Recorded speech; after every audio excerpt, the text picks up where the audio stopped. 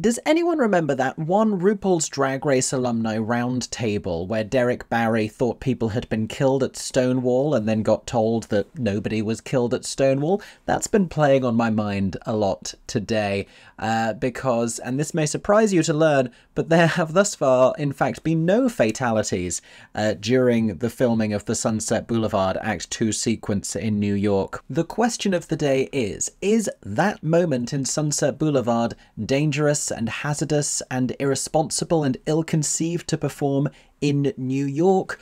Or do people just hate fun? Whatever happened to fun? That is a lot of gay references for the opening of this video. Oh my god, hey, welcome back to my theatre-themed YouTube channel. My name is Mickey Jo. I am a theatrical content creator, pundit, critic, whatever, here on social media. If I seem a little ill-tempered today, it's because I don't think this is really a video that was necessary for me to set up all of this equipment and dress like I'm in Sunset Boulevard and put these ring lights here to joke about Jamie Lloyd or whatever, and to find appropriate plushes to put in the background. The cat is for Nicole Scherzinger, Oscar the Grouch is because that is how people are behaving about this situation, and he's also canonically from New York. In short, this is discourse that simply does not need to be discourse, but because it's discourse, I'm here talking about it. People have asked me about this, everyone is talking about this on TikTok, so we are making a video discussing it, hopefully putting the whole matter to rest. And this is something that is currently unfolding on the streets of New York, where I am traveling to in just over 3 weeks. Oh my goodness, I am excited. But you may be wondering why I'm weighing in on this at all, because I'm not currently there. Well, this is all about the Jamie Lloyd directed revival of Andrew Lloyd Webber's Sunset Boulevard, which is currently in previews and soon to open at the St. James Theatre on Broadway. And as part of the show, and there are going to be spoilers hereafter, by the way, if you haven't seen it yet, there is a particular stunt that they perpetrate. I'll tell you more about it when we get into the main part of the video, but it involves them, here are the spoilers, going outside of the theatre during the performance with a live video feed that relays live footage of this back into the St. James Theatre for the audience at the show. Anyway, the reason that I'm weighing in on all of this is because this revival, if you don't know, originated at the Savoy Theatre in the West End. London got it first, ha ha ha. And it had a limited run here during the bleak British winter, so a lot of the conversation that's happening now around the possibility of like people finding out about this and of weather affecting it has already been played out in the West End. And I have both seen the show and recreated the path that he walked while singing that song for a recent scavenger hunt task. Sunset Boulevard, Jackpot Boulevard, something for the stony-hearted. Let it never be said I don't know how to have fun. And I feel like all in all people are being a little bit over-dramatic about this. Is it more complex on Broadway? Sure. Have there been a couple of snags already? Yes. But in today's video, we are going to talk about this. Is this Sunset Boulevard moment really dangerous and hazardous and everything else that people are saying that it is? Is it the failure that people are branding it? My short answer is no. The longer answer is today's video. Make sure to comment down below with your thoughts. I welcome all feedback. Not everyone is going to agree with me about this. People have very strong opinions about this already, it seems. Let me know if you've already seen this either from inside the theatre or from the street. Has anyone watched this moment happen either when it was in London or already in previews in New York? And if you enjoy the video, make sure to subscribe to my theatre-themed YouTube channel and go find me on other social media platforms. I was gonna make a TikTok talking about this, but then I decided it needed a little bit more time. But there are a handful of hot takes and little opinions that I only ever tend to really share to that platform. So if you want to make sure you're getting all of the Mickey Jo opinions on the internet, go find me on the app formerly known as Twitter, on Threads, on Instagram, and on TikTok. Ow, I just banged my knuckles together and it hurt. And somehow this is Jamie Lloyd's fault. Anyway, let's get started on today's video. So we are going to speed our way through this historical context. Sunset Boulevard, a musical adaptation of the classic film that was originally produced in the 1990s, first in London and then on Broadway, composed by Sir Lord Andrew Lloyd Webber, famously originally starred Patti LuPone, who was contractually going to transfer with the show to Broadway. Andrew Lloyd Webber pierced that contract by replacing her with Glenn Close. Patti then famously destroyed her London dressing room with a baseball bat, sued him, and used the money that she won in the lawsuit to pay for a swimming swimming pool that she now refers to as the Andrew Lloyd Webber Memorial Pool. That shockingly is an important detail I'm going to refer back to later. And though Sunset has been revived multiple times since, including in the West End and on Broadway, this is certainly the most notable revival that the show has ever received, because this one has been directed by Jamie Lloyd, the bad boy of the theatre world. Jamie has always been this wunderkind director who in recent years has become more and more emboldened in creating shows in his own style. People call it stripped back, but I don't think that's really a very accurate description of what it is. Certainly there are many elements that are stripped away from the production, but per his ethos and mission statement, now as part of the Jamie Lloyd Company with his considerable success, the idea is to uplift and celebrate the text and the material. Now, to my mind, this has in recent years worked to varying different levels of success. There are productions of his that I have loved, including Sunset Boulevard. I'll tell you more about why momentarily. I also really enjoyed The Seagull. I enjoyed lots of Cyrano, and there are productions where I didn't think that this worked as successfully, with something like Romeo and Juliet, where many of the same choices that made Sunset Boulevard so masterful and so brilliant seemed to distract from the text in Romeo and Juliet, or they didn't seem to heighten or add anything. If you're intrigued about Jamie Lloyd's directorial style and kind of his history, and also the productions that he's already set to direct over the next few years, there are more, by the way, that I'm hearing rumoured that I'm both intrigued and concerned by. I've made a video about that here on YouTube. Just search MickeyJoTheatre, Jamie Lloyd. If you want to know everything I thought about Sunset Boulevard, I made a review of that while it was in the West End, and if you want to know what I thought about Romeo and Juliet and why I kind of hated that production, I made a review of that as well. Do not worry. I hope you didn't have plans for the evening. I have a lot of videos for you to watch after this one. But let's stay on task. What I love about this revival of Sunset Boulevard is all of the decisions feel purposeful. And the overall concept is that where you've previously had this production with a very lavish set design, giving this sort of time capsule of old Hollywood glamour, because this young screenwriter named Joe Gillis stumbles into this mansion where the forgotten former silent screen star Norma Desmond is still living as a recluse, and she's usually wearing this turban, and there's a car on stage, and there's a swimming pool, and there's all these stairs. This production doesn't have any of that. At least not in a non-tongue-in-cheek way. They nod to a turban at one point, they nod to a car, but we don't see those things created on stage, because this one features monochromatic contemporary dress and no real set pieces to speak of. What we have instead is a giant cinema screen that lowers onto the stage and a live feed from various handheld cameras that is relayed to it. For the most part, this is cameras capturing what we are seeing on stage, so we're seeing it twice. We see it happening on stage, and then we see the camera feed of it as well. Occasionally, it captures moments backstage, and at the start of the second act, it captures moments that begin backstage and then travel outside of the theatre and culminate on stage, which is a thrilling moment. Everyone applauds and loses their minds. This is the moment that we're going to be talking about, and just before we do, if at this point you're thinking that this all sounds a bit self-indulgent and detracting from the piece, then, you know, there will be other Sunset Boulevards.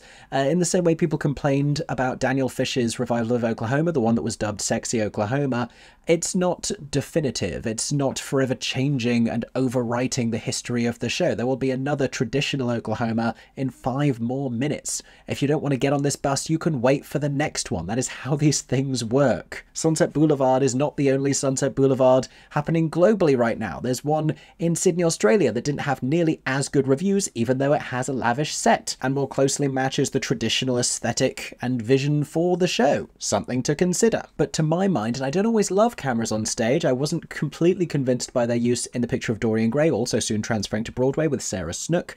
I loved the cameras in this because from the beginning, the story is being told by a Hollywood screenwriter, and it has this relationship to cinema, this giant cinema screen. It makes sense for this to be how we are seeing the world, because Norma has never freed herself from the version of her that was created on screen. She has scarcely been able to function as a real person outside of that. She is trapped in her home, she's trapped in her own mind, but in many ways, she is still trapped inside the silver screen.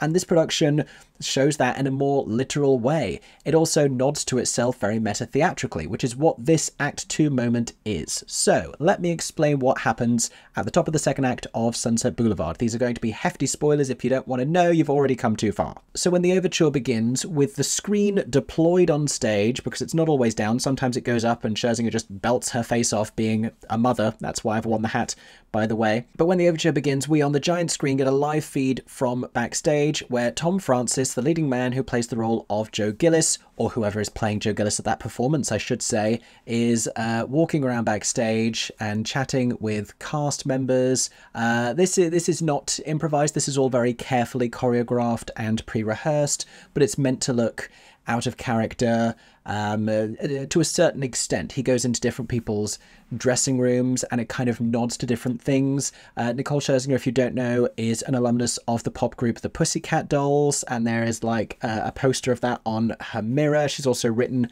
Mad About the Boy in lipstick, and she's wearing a turban, the only time we see her wear a turban in the show. Oh wait, the Pussycat Dolls poster is on Max's mirror. Yes, Max the butler is played by David Thaxton, who is kind of obsessed with her, and so that's it. It nods to various things within the show, and he's walking all around backstage, and at the moment he walks up to the stage door. In London he kind of crossed the stage area and it teased that he might be about to start there, but then he kept going, continued up some more stairs and then went out the stage door, and he's outside. He then begins to sing the title song, Sunset Boulevard, the first song in the second act after the entr'acte. Did I say overture? I meant entr'acte. He sings this outside. The orchestra is playing live. He is hearing them through in-ears. He is singing live. How they managed to do this with no delay whatsoever is kind of mind-boggling. They achieve what Zoom can't, but it's been done enough times and it's gone like the littlest bit wrong enough times in London to quantify that it is happening live at every single show. He has told a story about when he forgot the lyrics and had to just like do a little bit of scatting to try and cover the fact that he'd forgotten the lyrics. There are also like a couple of performances, I believe, where the feed had failed. They don't cut to a pre-recorded version. They are literally doing this live every single show. And so what happened in London is he would sing the song, he would walk around the perimeter of the building that would send him up some stairs, down the Strand very briefly on a main road, but alongside a pub. There would be many security people with him. There was a member of the company, an actor who is holding the camera, who is sometimes walking backwards, who's doing a remarkable job, by the way. I personally couldn't take the pressure. There was another member of the company who was designated as the umbrella holder at performances. When there was rain, he would have an umbrella with him. When it was raining, when it was snowing, they encountered like all sorts of bad weather in the London run. Of course they did. It was London in December. And while he was outside, there were a couple of little specific moments that would happen. At one point, he would turn, face the camera, and gesture to the signage on the side of the Savoy Hotel that had the logo for the show. As he is singing Sunset Boulevard, he would point to a sign that said Sunset Boulevard. A little later on, he would crouch down next to a small like stand poster for Nicole in the show, and he would gesture to the image of her as he is singing about Norma, as he's singing, and if I'm honest, I like the lady, I find I'm rather touched by her folly. Thereafter, he simply heads directly into the theatre, down many flights of stairs in the Savoy, into the auditorium and up onto the stage just in time to finish the song. It's a thrilling moment, but it's not meant to be considered literally. We know that this is clearly not the streets of Los Angeles. This is clearly not Hollywood. This is not Sunset Boulevard. We can see that it is London. He is pointing to the title of the show that we are watching. He is pointing to a poster that says Nicole Scherzinger on it and has pull quotes. It's meta-theatrical. We are nodding to the concept. He is our storyteller telling the story that is the show. And this is another comment that I've seen a lot of people complaining about the moment, because they say, well, it makes no sense to me. Why is he doing this on New York at all and singing it like it's Sunset Boulevard? This revival is not literal. That is not the artistic vision for this production. Hence, no car, no stairs, no chimp funeral, no lavish costumes. The whole thing is anachronistic. They are playing it as though it's within the time period where it's set decades ago, but they are typing the script on like an iMac. Anyway, that was the London production. The only real variation I need to tell you about is when they performed it at the Olivier Awards. Now, what I love about this team is not only did they have the innovation and creativity to make this moment work and do this thing that has never been done before with live music to this extent. Yes, the idea of like filming outside on a live feed has been done before. Ivo Van Hove did this with Network, and I don't think that's the only other time that it happened, but Bryan Cranston stepped outside of the theatre. That happened in London and on Broadway, FYI, but he wasn't doing a whole route around, and he certainly wasn't singing at the same time as an orchestra was accompanying him. Which remains, I think, the most impressive part of all of this. If anyone's tried to harmonise with someone you're on a Zoom call with before, you'll know exactly how hard that is. But back to the Olivier Awards. Nathan Amsey and Joe Ransom, who recently won the Stage Debut Award for this kind of first creative foray into this field, and that was very well deserved. So basically he woke up one day and said, I've got this idea. He went and spoke to Tom about the idea first to see if like Tom was down for it. And then brought us all the technical people into a room, and he said, so this is my idea. And everyone went, oh, well, that's not going to happen. And I said, I was the only one who said, no, yeah, I think we can do it. And I was just like really confident, yep, we could do it. And Adam, the sound designer, was like, no, we're not, how are we going to do that? And I said, look, we figure it out. So yeah, we were terrified. And then when we didn't get it to work a lot, I was like, oh no, I shouldn't have got in so strong. But, you know, that's what Jamie does. He pushes you to extreme, and we did. We've got there in the end. We made it work, and it's still working. It's great. They created a version of this for the Oliviers where Tom began performing the title number on the steps of the Royal Albert Hall where the Olivier Awards were taking place, walked up into the corridor, walked around past Nicole Scherzinger, who had gone to stand there alongside him at one point so he could gesture to her, into the auditorium and finishing it on the stage. Another wow, brilliant moment that everyone went nuts for, but comparatively a lot easier to pull off because the whole area was private and quiet and everyone was inside sat in their seats. But as soon as it got announced that the show was transferring to Broadway, everyone was like, what theatre is it going to be in? Where is he going to be able to pull this off? Is it going to go to like the Marriott Marquis? Because that's inside a hotel, not unlike how the Savoy Theatre neighbours the Savoy Hotel. So that would give them a certain amount of access. I, for the longest time, thought it was going to go to the Hudson. Now they have a breezeway connected to, I can't remember what the hotel is, but there's a hotel next to them that would allow them to like go out the stage door, come through this hotel, and then go very slickly into the front of the box office, the front of the house. But ultimately, they announced that they were going to the St. James, which is quite a high-capacity theatre. They are hopeful this is going to be a big hit. Allegedly, it was reported in the New York Post that Jamie Lloyd personally turned down the Broadhurst Theatre. Now, Jamie Lloyd is not the only person making decisions on this show, even though that's how it may be talked about, and he is certainly a artistic visionary who is the strong creative driving force behind this production, who seems to be inherently trusted by everyone working on this production. People only have good things to say about Jamie Lloyd, FYI. But it's also ended up going into an ATG-owned house on Broadway. ATG, who are among the producers of this production, so it's not really too much of a surprise. But the St. James doesn't leave them with the most obvious walk-around route, and there was a lot of speculation. Are they going to do it on the roof? Are they going to do it on the little balcony thing on the side of the building? What are they going to do? And that's a question they were also asking themselves as early as the days before previews. I heard at one point that they had ambitions of getting all the way to Times Square from the St. James. Now, this is not an incredibly long walk, but you have to consider he's got to get there and come back and then get to the stage and do all this from the stage door, and you'd be surprised. Like, the walk in London was very short. It's not a lot of time that this song affords.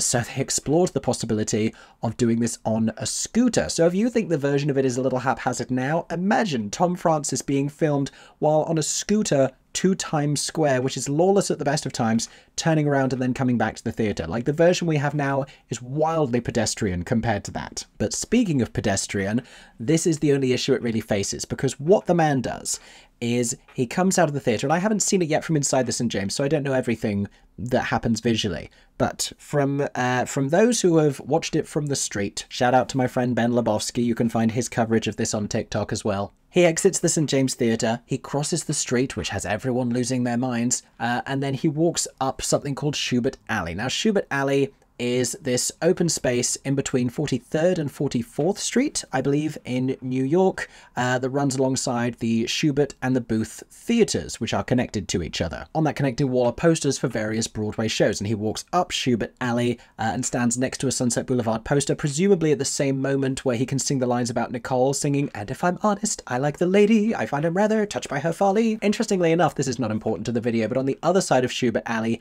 is Junior's restaurant, and specifically the takeaway window where you can get their world-famous Junior's cheesecake. I can really only recommend the Devil's Food cheesecake is probably the one I'm thinking about the most at the moment. That's not important to this, I just thought I'd share that with you. Anyway, the only other difference that we have seen with the New York version is that the ensemble are now involved, and as he is walking back to the theatre, they seem to come out of nowhere and join behind him and clump around, and he is leading this army back into the St. James, all walking defiantly, like one of those aggressive sportswear runway shows where everyone is very stylishly dressed but looks depressed about it for some reason. And bear in mind, amongst all of the uproar about this, he is only out of the building for what I think is probably about a minute and a half. He is only on Schubert Alley for a total of 30 seconds. He walks up, he does his thing, he turns around, he goes back. But the other night, they ran into a little bit of a snag, and the reason is because the timings didn't quite work out neatly. And I gather from my friend Kate Ranking, this is because while the show is still in previews, they are rehearsing things during the day, meaning they have a later curtain time of 8 PM on days when other shows nearby would swap to a 7 PM curtain. So Sunset Boulevard on this particular night in question started at 8 PM in Hell's Kitchen, which is at the Schubert Theatre, jukebox musical, loosely based on the life of Alicia Keys, very crowd-pleasing. That started at 7, meaning Sunset Boulevard, about, I guess, like an hour and 20 in, accounting for an hour-ish Act 1, 50-minute intermission, 5-minute entr'acte. He then starts to do the thing at an hour and 20. Hell's Kitchen at this point started an hour earlier, so that's 2 hours 20 into their show. The show is finishing. Everyone is pouring out of the theatre, filling Schubert Alley at the exact moment that he is trying to walk up and down it. Suddenly there is a collision of people in what the night before was a very quiet area. And I am a little puzzled by this, because in London they had sent more security up ahead to clear his path and put barriers in, because, you know, during the run people had started to cotton on to the fact that he was going to do this, and certainly for matinees, for daytime performances, people would come and watch. For the last matinee in the West End, there were like 200 people, I believe, watching on the street. But these people at Hell's Kitchen, it hasn't really penetrated the full zeitgeist yet in New York. They did not know that this was happening. Many of them got out of the way, and a small group of people didn't. Tom Francis handled this like a pro. Like, you would not know from his face that this was anything other than an ordinary thing that he'd done hundreds of times, even though this was only like still one of the early previews in New York, and he wasn't expecting to encounter that many people unless, of course, they'd done the maths beforehand and figured out that this might happen. The reason this got a little bit dramatic is even though you had, I guess, like stage management, security staff running up ahead saying, "Clear a path, clear a path, clear a path," a small group, 3 or 4 people, didn't. And there was one particular person in a blue baseball cap who, it's been reported by eyewitnesses, kept trying to walk into the frame and kept trying to walk around them. I don't know if she was trying to get Andrew Lloyd Webber lawsuit money, or if she just resented the idea of being told that she couldn't stand in a specific spot or to move slightly out of the way for 30 seconds of her life. But as they were then leaving the Schubert Alley area, there was a security guard walking backwards with his arm outstretched, who kind of, like, it's not actively a push, but as she deliberately walked in front of him, she got moved by the arm. She did not fall to the ground, she was not shoved, she was not picked up and thrown. I don't believe she suffered debilitating injuries. I don't want to, like, say that it's not a big deal for someone to get knocked out of the way, but also if you try and run into the security people while they are doing this, that's going to happen. If on your daily life walking around New York, I don't know, the president should appear and is accompanied by Secret Service and you try and walk in front of him, then something's going to happen to you as well. I just think as a general rule, if people ask you to move and it's not a large inconvenience to you for 30 seconds of your life, it's just easier on you to do so. But I guess a lot of people really don't like their rights to be wherever they want to be at any given moment of time infringed upon. And yet we all understand traffic, we all understand traffic lights and not standing in the middle of the road for hours at a time because it's our right to be there. We understand standing a safe distance away from the train or subway platform so we don't get hit by oncoming public transport vehicles. We understand booking theatre tickets and sitting in the designated seat that you have booked and not wandering onto the stage because you get to be anywhere you want these days. Like, I get they don't own Schubert Alley, but presumably they have been in conversation with the city, presumably they have public liability insurance, presumably they have permits to do so. People have also been dramatically upset by the idea that they are crossing the road, that they are disrupting the flow of traffic.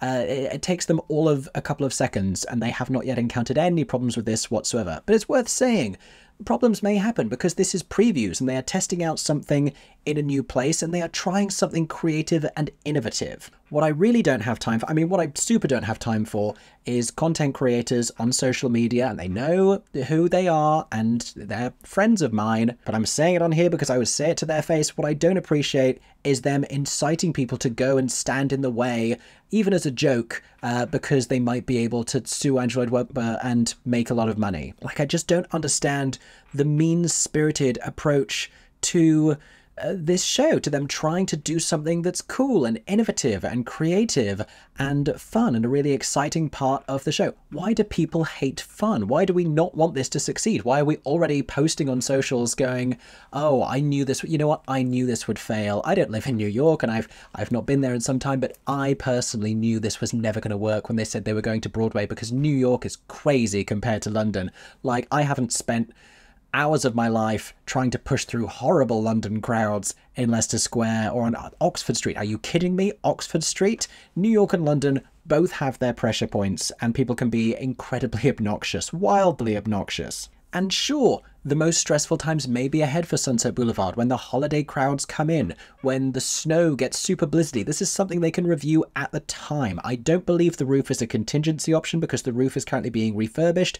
Maybe this is a long-term solution. Maybe they are thinking about the snow and the roof is being refurbished as a contingency option. I don't know. I'm sure they have backups and considerations, but I think we should be rooting for this to succeed, because do we not want them to succeed? Why are we rooting against this? Why do we not want innovation and creativity in the theatre? Why are we not about problem solving? That's what the theatre is. I see so many opinions of people being like, ugh, bored of the same old tired things. We want new, we want exciting, we want different.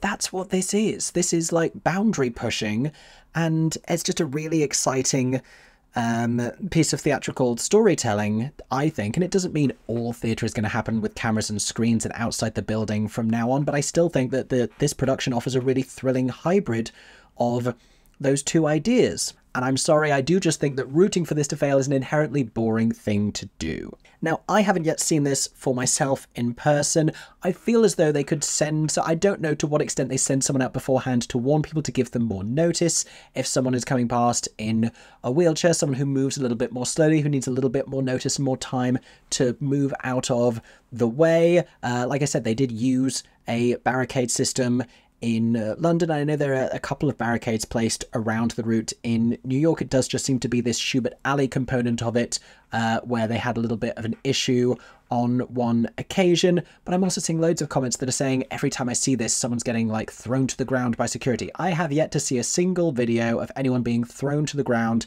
If I've somehow missed this, please link me, send me, email me videos of people being thrown to the ground by Sunset Boulevard security staff, because I'm not convinced that that's happening. What is happening is what I had predicted for this show. What I hope for this show is that it is beginning to become just as buzzy in New York as it was in London. It is gonna be that show that people are talking about. Yes, I'm really excited for Gypsy. Yes, we're excited for the new stuff to come in. Yes, Romeo and Juliet is blowing up huge online as well. But Sunset Boulevard, this is gonna be the show everyone is talking about, like, have you seen the Sunset Boulevard? I promise you, she is that girl this season. Whether it's Nicole Scherzinger coming out of the stage door covered in blood to sign autographs, whether it's this live camera relay moment at the top of the second act, or whether it's just the impact of the show in the theatre and the audience coming out and telling everyone that they need to go and see it. It is divisive, and I have seen a couple of people sharing that they did not love the show after having seen it in person, but for the most part, most of the naysayers that I'm seeing have not seen the damn show yet. And this is the other thing that boils my blood,